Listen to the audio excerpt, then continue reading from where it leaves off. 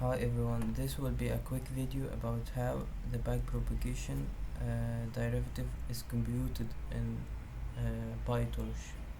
So if we gonna use a simple function which is will be, for example, y equal 2x, we gonna have a computational graph like this. It will be here x and it will be multiplied by 2 here inside, and we're gonna take y as output, and let's make it more complex by adding another layer, which is will be x, will be let's say sine of y. So we will have here another function which is sine, taking as an input y and giving output as let's say z. We want to build this simple function, the simple functions, and saying how the partial derivative of each function, like the f partial derivative of z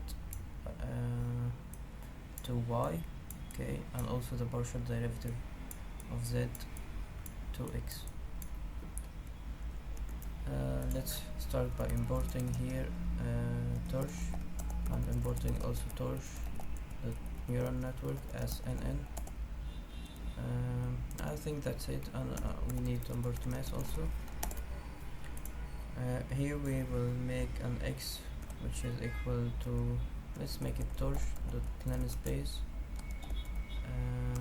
We may make from 0 to 1 and steps equal to 25, and also we make this variable as learnable variable, so we make required grade as true,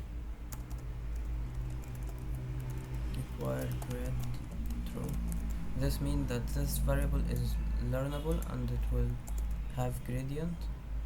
Okay, I think we mispronounce required grades. Okay, so far so good. So we will make another variable which is will be x multiplied by 2. We will have here y, and here we have x, and you can recognize that this required grades, and this will be another gradient function which is multiplication gradient function. What about if we make another one? Let's say c, which is equal mass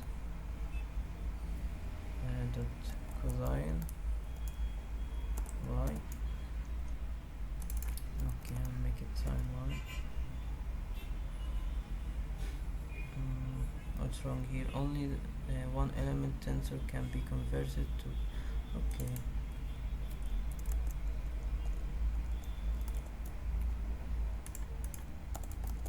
Here we have torch sine, which is have a sine backward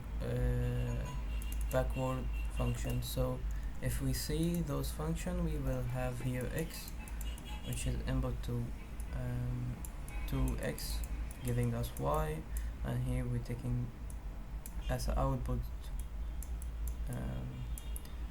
we're taking sine and giving c as the output. So we need to make the backpropagation, and each step here we can see that it keep adding those variables to our computational graph, and it knows what to go back or what to go next to reach x. Okay, so let's see how this works. We can see that those functions or those variables are connected together by saying like let's say c dot grad function. We can see this, that c grad function is sine, which is correct here.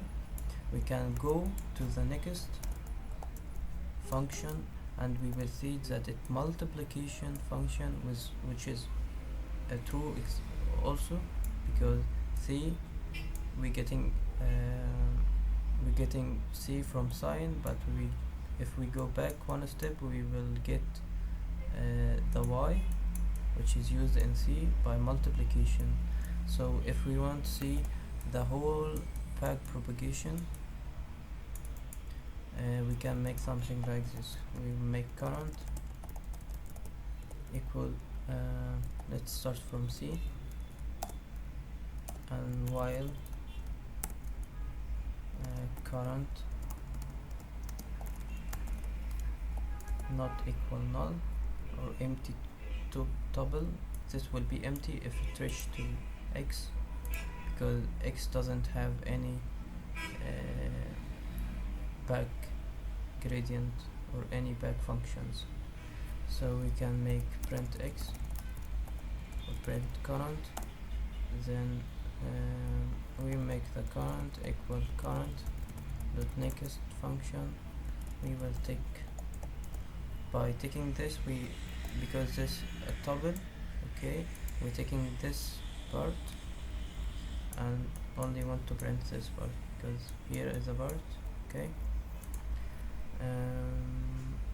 I think that's it. We want to make try and catch this error, because it will give us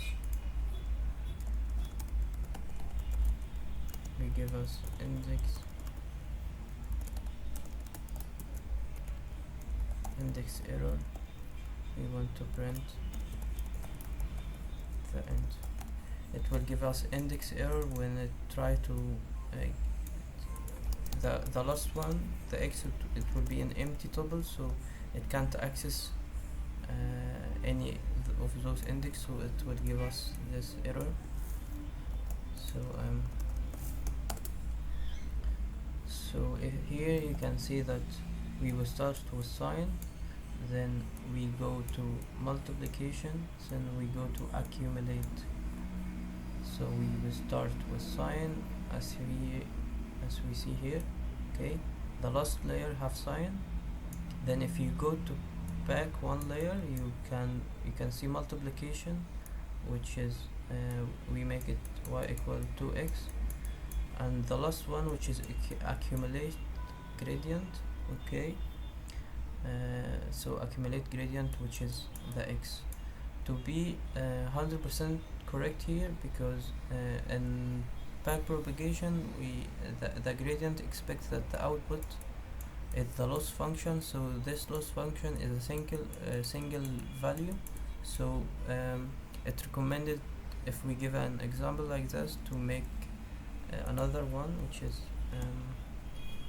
let's make it here. We will make z equal c dot sum, okay. We will start from z, because that now will be a single value, which is correct in the loss function, okay. Just giving the correct example. So we will see that we add another backward function, which is sum, then sine, then multiplication, then the accumulation, then we have end. And that's how the back propagation or the computational graph constructed in pytorch. See you in the next video. We will continue building the back propagation and calculating the gradient descent, okay.